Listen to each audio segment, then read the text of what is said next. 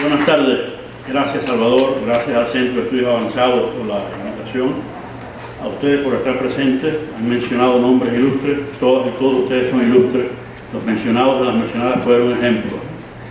Y me toca presentar a María de Lourdes Santiago, presentarnos, decir algunas palabras introductorias en la presentación de esta biografía que me ha dado a mí muchas alegrías. Esta es una de ellas, es una biografía que se publicó por primera vez en 1996, dedicada a 3 personas, 2 de ellas mis hijas. Hoy cumpliría la mayor 32 años, debería cumplir, y quiero que me permitan recordarlo. Voy a agradecer que María de Lourdes Santiago sea la persona que presente el libro aquí. Este libro, repito, me ha dado muchas alegrías, y una es vincularme a 2 hermanas extraordinarias, que son Carmen Santiago, quien propuso por primera vez que Pablo hiciera esta edición, y a María de Lourdes Santiago, que tuvo la generosidad de escribir una preciosa nota de contracubierta, que si yo no fuera tan vanidoso diría que es mejor que el libro. Pero realmente le agradezco de veras. Yo no conocía a María de Lourdes Santiago, ni siquiera estaba seguro de que fuera hermana de Carmen, y debo decir que me emocionó mucho el texto cuando me lo envió Pablo.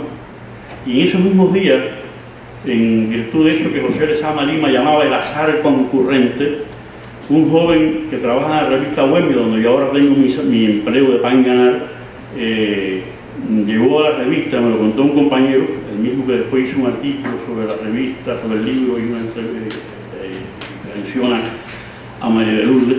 Llegó deslumbrado a la revista, me cuenta este colega, porque él no tenía mucha información sobre Puerto Rico, no creía que Puerto Rico tuviera tanta fuerza independentista y tanto fuego, y había visto en Telesur una entrevista que lo había dejado emocionado, una entrevista con una dama que además él describía como muy bella, y es sobre todo muy inteligente, muy puertorriqueña. Se dice incluso que en la entrevista ese comunicador extraordinario, que es Walter Martínez, depuso su soberbia y su egolatría para ver a María Lourdes incluso con el parche. Así que eso habla de la capacidad de impresión que es capaz de producir esta muchacha, ¿no? Y esta muchacha, esta flor, esta puertorriqueña, no voy a insistir mucho. Yo soy feminista, soy varón arcaico y heterosexual, pero soy feminista, defiendo el feminismo, que creo que es uno de los pocos ismos en el mundo moderno tiene razón de ser.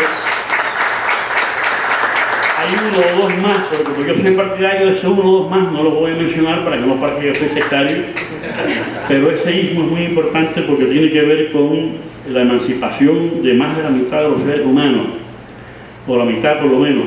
Cuando el posmodernismo, así llamado, la academia posmoderna o la tendencia académica posmoderna, que nació o se fomentó, vaya casualidad, en los Estados Unidos, empezó a valerse de recursos para silenciar la lucha de clases, que sigue siendo tan importante, aunque no nos damos cuenta, solo que está muy silenciada, muy oculta, muy tapada, muy encubierta. Echó a rodar la idea de los sectores. Los sectores eran más importantes que las clases. Entonces hablaba de las minorías, y entre las minorías estaban las mujeres. ¿Cómo es posible que sea minoría la mitad del mundo? A mí me llamaba mucho la atención eso. Entonces, bueno, se hablaba de la necesidad de la mujer, y yo recordaba siempre que la reina Victoria, en cartas a sus hijas, se quejaba de las desventajas en las que estaban las mujeres en Inglaterra. Decía, bueno, pero hay que preguntárselo a las obreritas inglesas, porque las desventajas de la reina Victoria y sus hijas con respecto a la sociedad inglesa son mucho menores y mucho más pasajeras que las desventajas que tiene las obreritas allí, ¿no? O sea, es muy importante. Esa María de Lourdes Santiago va a presentar el libro. Después yo les diría algunos comentarios sobre ese texto, y me gustaría que en la conversación final hubiera no solo una silla aquí, sino 2, para que María de Lourdes y yo pudiéramos dialogar a la vez con ustedes. Gracias a ustedes por estar presentes. Gracias a María de Lourdes Santiago, a quien decía ahorita que no le he hecho nada en cara al feminismo, sino que cuando en la revista Bohemia vio el periodista deslumbrado por esa bella e inteligente puertorriqueña, dice, por favor, Víctor, pon primero inteligente, porque lo de belleza va a ver en la foto. Muchas gracias. Muchas gracias por la generosidad de tus palabras, Luis. Muchos saludos a todos y a todas. Hace poco más de 61 años, el 28 de enero de 1953, la Asamblea Legislativa de Puerto Rico convocó a una sesión especial para conmemorar el centenario de José Martí. Aquellos eran los tiempos de la represión más cruda contra el independentismo. En octubre del 50 había tenido lugar la revolución de Jayuya y estaba en vigor la infame ley de la mordaza, promulgada por el chofer del whisky americano cuyo nombre no debe profanar el lugar donde se habla de José Martí. Estas fueron las palabras en aquella ocasión del senador Gilberto Concepción de Gracia, fundador del Partido Independentista Puertorriqueño. Dijo don Gilberto: a Martí no se le honra con ceremonias de ocasión, sino tributándole en la acción el homenaje de la solidaridad auténtica, alzándose quienes quieran honrarlo hasta la alta cumbre en que mora su espíritu de excepción. Puerto Rico, pueblo irredento, con muchos hombres y mujeres extinguiendo condenas en las cárceles o presidios, privados de su libertad en espera de procesos judiciales por acciones relacionadas con el esfuerzo de emancipación, no puede, en su mundo oficial, tributar honores a José Martí y levantar en alto la efigie del apóstol, sin antes abrir las puertas de las cárceles y los presidios a los hombres que allí padecen por defender las doctrinas que aquel consagró con el sacrificio de su vida ejemplar. A la vida inmaculada de Martí, decía don Gilberto, nos acercamos esta noche los independentistas de Puerto Rico, a través de toda la isla, todo el pueblo puertorriqueño que aún sigue creyendo en el grande ideal de liberación por el cual él rindió la jornada de sacrificio de los ríos. Nos acercamos a su sombra apostólica con humildad, con reverencia, con espíritu de contrición, con el ánimo de servir a su causa. No podemos en esta ocasión ofrecerle el valedero homenaje de una patria libre, pero sí nuestra fe en el ideal de independencia, sí nuestra firme e inquebrantable determinación de luchar por la liquidación del coloniaje, sí nuestra esperanza del próximo advenimiento de la República de Puerto Rico como una realidad de derecho, de amor y de conciencia. Quisiera comenzar esta presentación por la tarde reiterando al hermano antillano y martiano Luis Toledo Sande, que como hijos e hijas que somos de Gilberto Concepción de Gracia, con esa misma humildad, reverencia, espíritu de contrición y ánimo de renovación de votos en la lucha por escribir el verso que aún le falta a la última estrofa del poema de 1810. Así es que recibimos Sexto de Llamas y así te recibimos a ti en nuestra patria. Quiero agradecer la presencia de todos ustedes, los esfuerzos de Salvador, de mi hermana Carmen, de Silvia, del Centro de Estudios Avanzados que tan gentilmente nos ha recibido, de todos los amigos que han hecho posible esta reunión y de forma muy especial a Pablo Ortiz, el gestor de la edición de Sexto de Llamas en suelo puertorriqueño.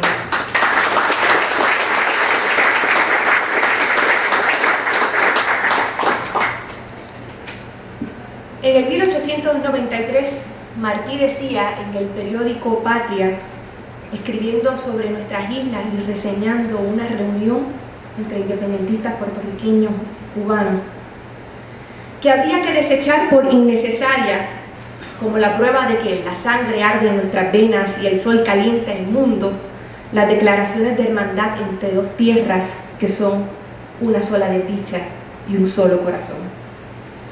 El siglo pasado en el que nacimos, quizás con excepción de Camila, todos los que estamos aquí convocados por Sexto de Llamas, impuso unas distancias que quizás hacen hoy más difícil comprobar lo profundo, lo real de esa hermandad compartida de Cuba y Puerto Rico. Una hermandad bifurcada por lo diverso de nuestros destinos. Cuba independiente, 2 veces libre, y Puerto Rico sometido aún al vergonzoso yugo colonial que al oprobio espiritual que siempre ha significado el que los extranjeros dominen en nuestra tierra, hoy suma la quiebra material, la desaparición de las últimas gotas de agua del oasis de espejismo que era el Estado Libre Asociado. Pero en aquel entonces, colonias, ambas tierras del Imperio Español, madres ambas de movimientos libertadores que buscaban superar la marca de tarea inconclusa que aún llevábamos en la agenda bolivariana, Cuba y Puerto Rico eran una misma cosa. No es por mera cortesía entre antillanos que el artículo 1 de las bases del Partido Revolucionario Cubano disponía que éste se constituye para lograr, con los esfuerzos reunidos de todos los hombres de buena voluntad, la independencia absoluta de la isla de Cuba y fomentar y auxiliar la de Puerto Rico. No como un mero guiño a la isla cercana, Betance siempre habló, como se menciona en varias ocasiones en el libro del Partido Revolucionario Cubano y puertorriqueño. Como parte de los preparativos para este viaje de Luis, cuando ante la hazaña que todavía persiste en el gobierno de Estados Unidos, ya no encontrábamos cómo más preguntarnos ¿y cuándo es que va a llegar el cubano? Nos enteramos de la existencia de un artículo suyo titulado Martí, puertorriqueño, que Pablo ha prometido que en la próxima edición de Cesto de Llamas tiene que ser incluido como apéndice. Y esa frase, Martí puertorriqueño, cualquiera de nosotros la puede decir con el mismo sabor, con la misma verdad con que llamamos a Betances cubano. Y de esa raíz es que venimos nosotros, los independentistas puertorriqueños, que por la fuerza de las circunstancias le damos a la vida de José Martí, que nos regala Luis en Cesto de Llamas, una lectura distinta a la que le puede dar el pueblo cubano. Lo que allá es historia venerada, en nuestro archipiélago es todavía profecía por cumplir. Por eso es que nos acercamos a Martí en ese espíritu que describía don Gilberto. Por eso el óleo, como mencionaba Salvador, que aparece en la portada, esa pintura maravillosa de Carlos Raquel Rivera, preside la oficina de Rubén. Y parecería que en el misterioso laberinto de las causas y los efectos, Carlos Raquel estaba pintando para adornar la edición de este libro, que toma su título, igual que cada uno de los capítulos que lo componen, de un verso de Martí. Recuerdos hay que queman la memoria, zarzal es la memoria, mas la mía es un cesto de llamas. A su lumbre el porvenir de mi nación preveo y lloro. Y en efecto, cuando miramos el cuadro de Carlos Raquel, Martí parece como el trasluz de un limbre encendido. Ese Martí de luz y fuego está devotamente delineado en las 300 páginas de Cesto de Llamas que recogen su pasión, ternura, patriotismo, delicadeza, convicción, fortaleza, la abundancia de espíritu que para manifestarse tenía que desgranarse en verso, en crónica, discurso, peregrinaje, en organización política, en conspiración, en lucha. Así creo que uno de los grandes aciertos de Cesto de Llamas es compactar esa complejidad del genio de la palabra, del héroe y del hombre. Complejidad que el libro transmite a través de cada episodio de la vida de Martí, pero me parece que de forma especial en el relato de la relación de Martí con las mujeres en su vida, con las 4 mujeres que ocuparon un lugar principal en sus afectos. Su madre, Leonor Pérez, su esposa, Carmen Sayas Bazán, su compañera y colaboradora, a falta de mejor expresión, Carmen Millares, y su niña adorada, María Mantilla Millares. En la vida de Martí, como en la de todo que escoge hacer vida por la patria, que debe ser, según él decía, altar y no pedestal, estuvo perennemente presente el conflicto entre los deberes y los afectos. Familia en un lado, lucha en el otro. La vida política de Martí comenzó a tempranísima edad, tenía solamente 16 años, un adolescente, cuando fue condenado a 6 años de presidio y trabajo forzado por convertirlo en enemigo de España, la carta en la que llama apátrida a un compañero de clase que se alista como cadete del ejército español. En la página 50 de esta edición se reproduce la foto del adolescente Martí en uniforme de presidiario, con grilletes que le causaron lesiones de las que nunca se recuperó en la vida. Y al reverso de la foto escribe: mírame, madre, y por tu amor no llores. Si esclavo de mi edad y mis doctrinas, tu mártir corazón lleno de espinas, piensa que nacen entre las espinas flores. El martirio materno de doña Leonor no conocería tregua, no por falta de comprensión o amor a su hijo, sino por el efecto de una de las armas más poderosas de cualquier régimen opresor: el justificado temor por la seguridad del hijo amado, el espanto ante la posibilidad, tan real que así ocurrió, de perder lo más que se quiere, llevado por las consecuencias últimas precisamente de las sublimes virtudes que lo hacen merecedor de tanto amor. Cuán dolorosas deben haber sido esas espinas en el corazón de la madre y el hijo. Dolor y ternura derramadas en la última carta escrita en Montecristi, camino a la Manigua, que se reseña en las últimas páginas del libro. Escribe Martí: madre mía, yo sin cesar pienso en usted y usted se duele, en la cólera de su amor, del sacrificio de mi vida. ¿Y por qué nací de usted como una vida que ama el sacrificio? Palabras no puedo. El deber de un hombre está allí donde es más útil, pero conmigo va siempre en mi creciente y necesaria agonía el recuerdo de mi madre. Ahora bendígame y crea que nunca saldrá de mi corazón obra sin piedad y sin limpieza. No son inútiles la verdad y la ternura. No padezca. Escasa fue también la comprensión de la mujer a quien tanto quiso su esposa Carmen Sayas Bazán, de familia adepta al régimen español. El júbilo primero del casamiento con Carmen fue cediendo a lo avasallador de la convivencia con un sol, como le llama Luis, sin tener alas de resistencia bastante para semejante vuelo. Ya en marzo de 1880, Martí escribe desde Nueva York: Carmen no comparte con estos juicios del presente que no siempre alcanzan a lo futuro mi devoción a mis tareas de hoy. El abandono de la esposa va cargado con el castigo mayor de la separación del príncipe enano, su hijo José Francisco. Vacío paternal que, si no por la vía biológica, por la espiritual, llenó otro de los grandes afectos en la vida de Martí, su niña María Mantilla. Sobre la posible paternidad biológica de Martí con respecto a María, mucho ya se ha dicho. En Sexto de Llamas se descarta completamente la teoría, pero yo creo que en última instancia el hecho cromosómico es secundario y en nada debe empañar la apreciación a la enorme ternura que esta niña, adolescente ya, cuando Martí cae en Dos Ríos, generó en él. De la estrecha relación con Martí escribiría ella años más tarde. No se recoge en este libro, pero sí en otra fuente, cómo él se ocupó de su educación, cómo le explicaba que en el baile había que sacar a bailar a las menos agraciadas para que no se dolieran de su fealdad. Cómo le conocía ella la letra al extremo de aclararle al propio Martí lo que en el frenesí creador de una mente que iba más rápido que la pluma no podía descifrar. A ella le escribió en una temporada que pasaron en Bath Beach, tras triturar con los dedos a un insecto insolente: temblé una vez en la reja a la entrada de la viña, cuando la bárbara abeja picó en la frente a mi niña.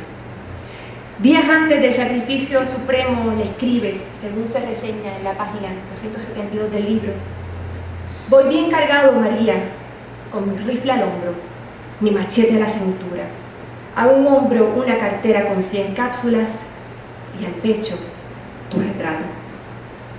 María era la hija de Carmen Millares, en el hogar de Carmen y su esposo Manuel Mantilla, un auténtico patriota.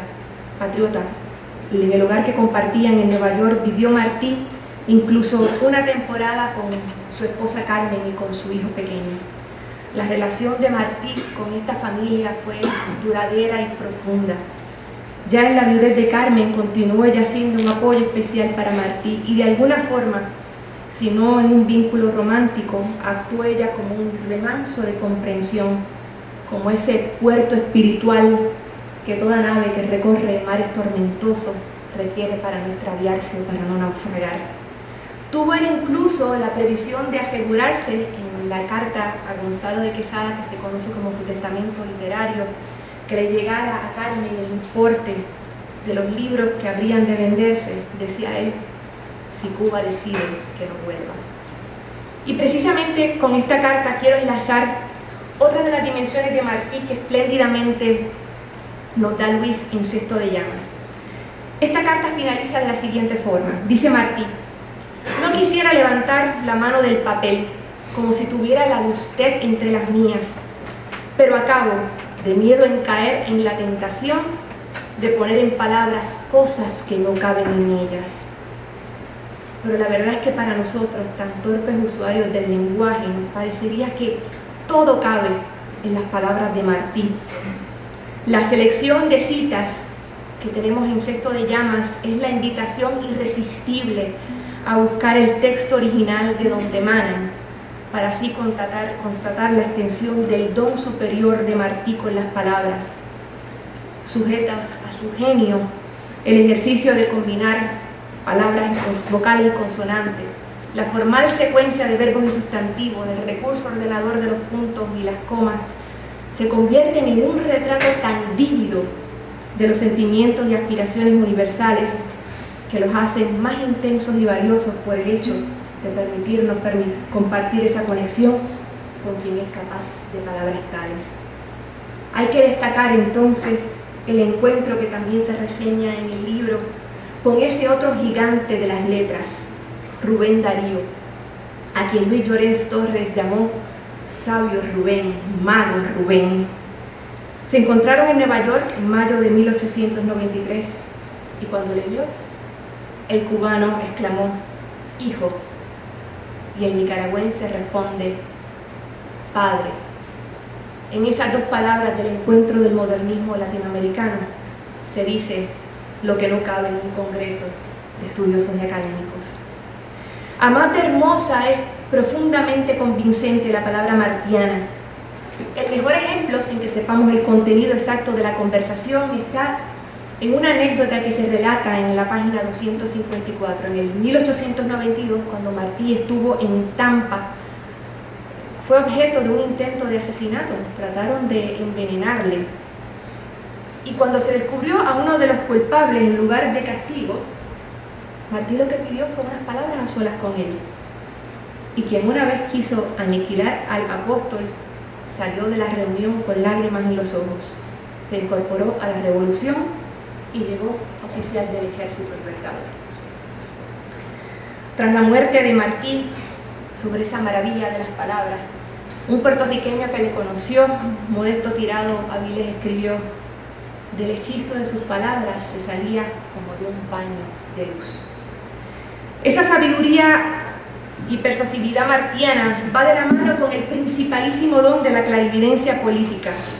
José Martí, junto a Betances en Puerto Rico, hizo germinar la denuncia antiimperialista desde las primeras señales de la codicia estadounidense hacia nuestras tierras de América Latina. Dos advertencias severas y ciertas nos hace Martí en el siglo XIX, que hoy en Puerto Rico están tan frescas, atinadas y necesarias como cuando fueron enunciadas: contra la perniciosa tibieza del autonomismo y contra el entrampamiento que nutría el iluso anexionismo. De los autonomistas, decía Martí, y uno parece ver retratado a algunos personajes de la política puertorriqueña: los autonomistas son la especie curial, sin cintura ni creación, que por disfraz cómodo de su complacencia o sumisión a España, le piden sin fe la autonomía de Cuba, contenta solo de que haya un amo, yanqui o español, que les mantenga o les cree, en premio de su oficio de celestinos, la posición de prohombres. Y en una referencia de pasada a Valdoriotti de Castro, se refiere a él como un hombre reducido a la preparación lenta del carácter que ha de preceder a la acción revolucionaria. Del anexionismo nos comenta Martí: aunque menos temible por la poca realidad de los aspirantes, y esto fue dicho hace más de 100 años, aunque a todos nos venga a la memoria el proyecto de Plan Tennessee que acaba de radicarse en el Senado de Puerto Rico. Decía Martí: aunque menos temible por la poca realidad de quienes aspiran a ello, debe alentar el anexionismo a impedir a tiempo con la independencia de Cuba que se extiendan por las Antillas los Estados Unidos y caigan con esa fuerza más sobre nuestras tierras de América. De igual forma, y como una señal de que todos somos ramas del mismo árbol, nos trae el eco de las palabras de Albizu, o yanquis o puertorriqueños. La idea que transmitió Martí al político español Cristino Martos con tal eficacia que en una sesión del Congreso de Diputados celebrada al día siguiente a su encuentro con el cubano, la incluyó en su discurso sobre el discurso colonial, sobre el conflicto colonial, diciendo entonces: o ustedes o nosotros. Y en un tono más liviano precede el rechazo a la bandera imperial el verso sencillo inspirado por la presentación de una bailarina española cuando se acerca para presenciar la función. Esto es lo que escribe luego Martí en versos sencillos: han hecho bien en quitar el banderón en la acera, porque si está la bandera, no sé, yo no puedo entrar. Y esto a nosotros nos tiene que recordar por fuerza el gesto de Albizu en la tribuna en la que se conmemoraba la muerte de José de Diego, cuando dijo: don Pedro, bandera de los Estados Unidos, yo a ti no te saludo, porque aunque sea cierto que tú eres el símbolo de una patria libre, en Puerto Rico representas la piratería y el pillaje.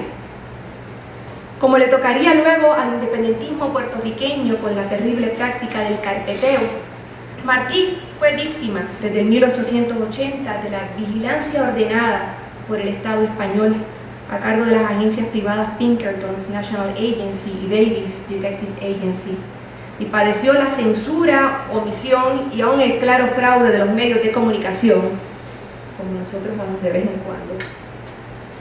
Desde las manifestaciones quizás más benévolas, como cuando Bartolomé Mitre Beria, que dirigía entonces el periódico argentino de La Nación, le notifica que ha recortado líneas de un artículo suyo que pudiera interpretarse como una campaña de denunciation contra los Estados Unidos.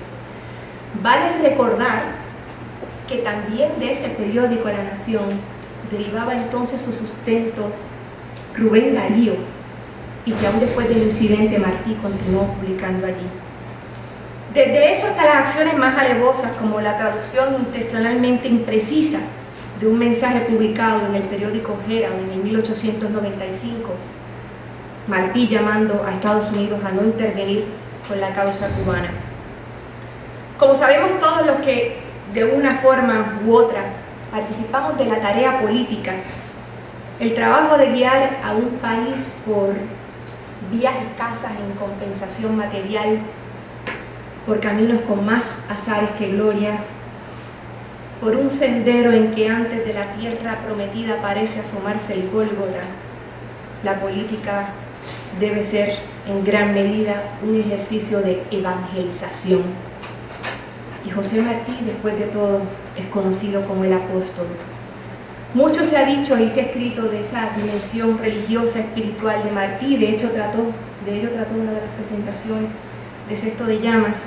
Y en el libro surge constantemente ese elemento de conciencia de lo superior. Así que, ya casi para temperar, quisiera llamarles a la consideración de esa parte más incorpórea del pensamiento martiano. Después de todo, ¿qué es la fe? Es la conformación a manera de credo o doctrina de un código a través del cual compartimos lo que no es perceptible por los sentidos, lo que no es explicable por la razón. De eso trata la redención del espíritu, pero también de eso trata la salvación de los pueblos. Y a ello nos llama Martí, a esa comunión de fe, a esa tarea evangelizadora. En el discurso pronunciado en Stockholm en el 1880, decía Martí: vamos a animar con la buena nueva la fe de los creyentes, a exaltar con el seguro raciocinio la vacilante energía de los que dudan, a despertar con voces de amor a los que perezosos o cansados duermen, a llamar al honor severamente a los que han desertado en su bandera. A ese llamado respondía como creyente fiel y devoto de la libertad con Gilberto Concepción de Gracia en sus palabras del día del centenario de Martí. Y don Gilberto comparte además algo muy especial con Martí, quien llamó al fundador de nuestro partido Concepción de Gracia y de Batalla. Nuestra Julia de Burgos también tuvo versos para Martí. Y justo es que para cerrar ese círculo, en estas fechas en que celebramos el año del centenario de Julia de Burgos, hoy que celebramos la aparición en esta parte de la gran patria antillana de Sexto de Llames, finalicemos con el mensaje a Julia de José Martí, que con mayor justicia y belleza de lo que podemos ser nosotros capaces transmite lo que es él para Puerto Rico. Escribió Julia de Burgos: yo vengo de la tierna mitad de tu destino, del sendero amputado al rumbo de tu estrella, del último destello del resplandor andino que se extravió en la sombra, perdido por tu huella. Yo vengo de una isla que tembló por tu trino, que hizo tu alma más fuerte, tu llamada más bella, a la que diste sangre como diste camino, que al caer por Cuba ya caíste por ella. Y por ella la América debe un soplo a tu lumbre. Tu tiniebla hace un nudo de dolor en tu cumbre. Recio Dios antillano, pulso eterno, Martí. Porque tengamos cerca de la muerte un consuelo, Puerto Rico, mi patria, te reclama en tu suelo y por tu voz herida se conduce a ti. Muchas gracias. Bueno, uno oyendo a María Lourdes entiende por qué la palabra revolución es femenina, ¿no? Bueno, yo no voy a hablar ahora de Martí, porque tengo la ilusión que ustedes lean Sexto de Llamas, quienes no lo hayan leído, y porque María de Lourdes ha hecho una semblanza de Martí realmente abarcadora, realmente suficiente, ¿no? Yo voy a agradecer una vez más la publicación aquí en Puerto Rico de este libro, gracias al esfuerzo editorial de Pablo que está por aquí, y la acogida que están teniendo las presentaciones de este texto, y recordar algunos momentos de cómo surgió este libro, cómo apareció. Ya les dije que se publicó por primera vez en 1996. Tuve que escribirlo realmente en un rapto porque me comprometieron con el encargo por teléfono. Siempre insisto que el teléfono a mí me agobia un poco y dije que sí para salir de la conversación. Y cuando terminé, porque el teléfono me di cuenta que estaba obligado a escribir una biografía de José Martí y además me vi obligado a escribirla en un mes, que es el tiempo que escribí ese libro. Pero claro, es falso, sería arrogante decir que lo escribí en un mes, porque de hecho lo que hice fue pasar a las páginas la imagen que durante más de 20 años de lectura, ya son muchos más, de Martí se había ido formando en mi pensamiento, ¿no? Una imagen que trataré ahí con honradez, sin ningún tipo de tabú, sin ningún tipo de compromiso con nada ni con nadie, porque la vida y la obra de Martí son suficientemente limpias y emocionantes como para que no haya que añadirle ni quitarles nada, ¿no? Y por suerte el editor incumplió el anuncio que tenía de publicar el libro y tuve tiempo de revisar el borrador. Como soy obsesivo con los textos, pues lo revisé lo más que pude, sin quitarle el aliento ese de un libro escrito de un tirón, no convertir eso en un libro, porque ahora nos lo habían pedido con una determinada extensión para un público determinado, y surgió ese libro que tenía la responsabilidad de no olvidar que había una biografía clásica de Martí, la de vida Jorge Mañás, Martí el Apóstol. Yo había tenido ya la alegría de prologar 2 veces o 2 ediciones de ese libro en Cuba, las primeras ediciones enteramente cubanas de ese libro, año 90 y un poco más acá, y ya me sentía un poco autorizado a escribir otra biografía, porque había contribuido al rescate, a la oración de esta y de otra que es también muy importante, aunque no tiene la gracia de la de Mañach, que es la de Manuel Isidro Méndez, que fue el primer biógrafo de Martí, en hacer una primera biografía realmente ya como tal, en 1925, y que después en los años 40 lo completó con un estudio biográfico crítico.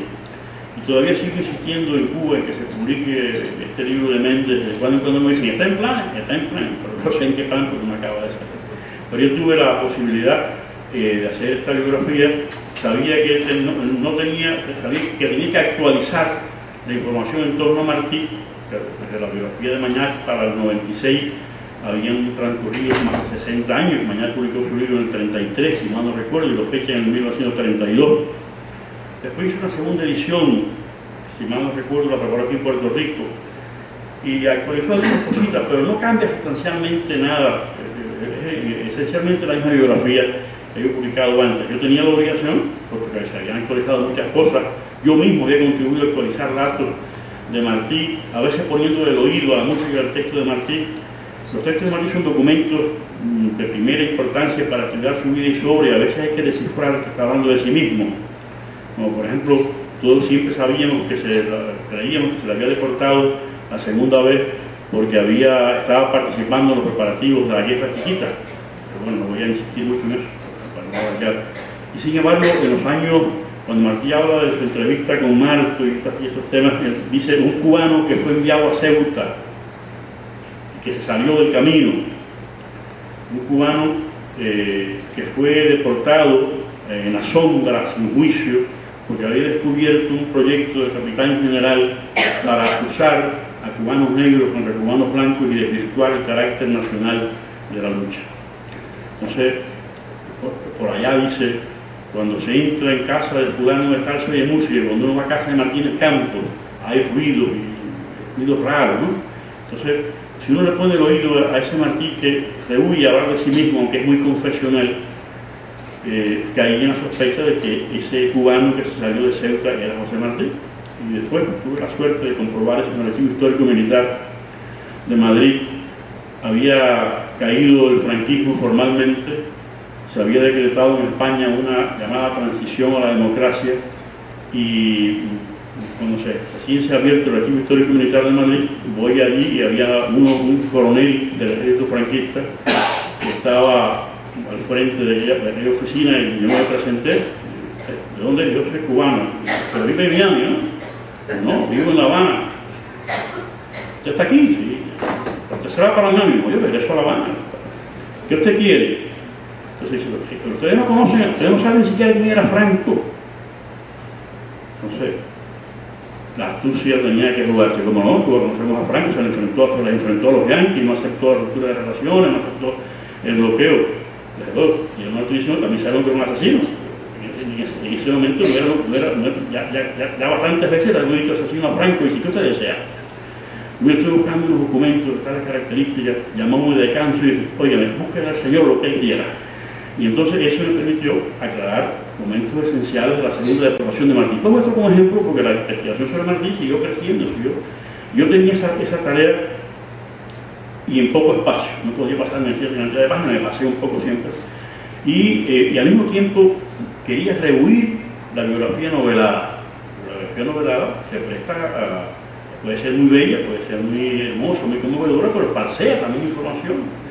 El biógrafo, por muy riguroso que sea, no puede renunciar a la imaginación. Uno tiene que imaginar que ha pasado un momento oscuro, pero tiene que advertir que está conjeturando. Mientras que, por ejemplo, Mañach da eso al estilo de Emil Ludwig, discípulo de Stefan Zweig, y lo da como si fuera un hecho. Eso es muy peligroso para una vida como la de Martí, que no requiere inventos, ¿no? Pero al mismo tiempo tenía la ilusión de que lo que yo escribiera y lo que confesé en el pórtico pudiera leerse como una buena novela. Y me he tenido la alegría de que algunos lectores y lectoras, y especialmente lo ha reiterado Mario de Lourdes Santiago, han creído desde que el libro se publicó que se puede leer como una novela. Eso me ha dado mucha alegría, mucha satisfacción. Bueno, pero repito, es un intento de de retratar a Martí, su peripecia, lo más orgánicamente posible, y es desde luego un reto descomunal, porque la vida de Martí, en 42 años, la cantidad de cosas que hizo, que escribió, se ha atendido incluso recientemente algunos grandes homenajes, desde la traición. Hay un libro que no voy a citar ni a recordar su nombre, pero se me ha olvidado el nombre del autor, que es un libro, una calumnia infinita contra José Martí, que está circulando ahora en Estados Unidos, tratando de dejar a Cuba sin Martí. Eso es un tipo de homenaje. Y el otro tipo de homenaje es alguien que se enfrentó a él hace unos años atrás y dice: esto no es posible, porque haya sido un solo hombre, es un equipo. Fueron varios hombres. Ya le hicieron a Martí el homenaje que han hecho a Shakespeare, a Homero. Yo creo que está el reconocimiento de gran escritor. Pero lo que está en juego de dejarnos sin Martí, de dejarnos como ustedes, si lo pudieran dejar sin Betance, sin Albizu, sin los grandes fundadores, por los dejaría. Y el otro viejo era, ¿qué citar de Martí? Enrique Anderson Inver, cuando le tocó hacer un cuadernito de la colección ¿Qué es? A él le tocó ¿Qué es la prosa? Escogió, quería escoger ejemplos de gran prosa, y dice: la mayor prosa que yo puedo poner de ejemplo es de Martí, pero tengo un problema. Si empiezo a citar a Martí, se me acaban las 54 páginas del libro, no digo que es la prosa, ¿no? Entonces, tuve que hacer también un acto de esfuerzo, de sacrificio para citar lo imprescindible, ir apuntando, de manera que el lector sepa que no estoy inventando, que no estoy parciando, pero lo que está dicho en el texto por el autor está calzado con lo que Martí mismo dice. Y de ahí surgió este libro, que repito, me ha dado infinitas alegrías. Esta es la 10ª edición, la 8ª en español, se ha traducido al inglés y al chino. Y repito, como soy obsesivo, para cada una de las ediciones vuelvo a revisar el texto y vuelvo a darme cuenta de un detallito, una coma, un giro, una fecha que se puede precisar más.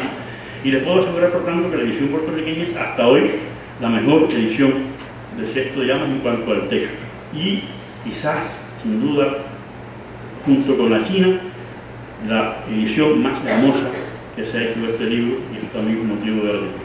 Pero yo no voy yo pensaba hablar del pensamiento político de Martí, de la relación de Martí con los autonomistas y los anexionistas, que está tan testamentariamente expuesta en su carta póstuma a Manuel Mercado, ya antes de morir, pero María de Lourdes me ha hecho un gran servicio porque me ha relevado esta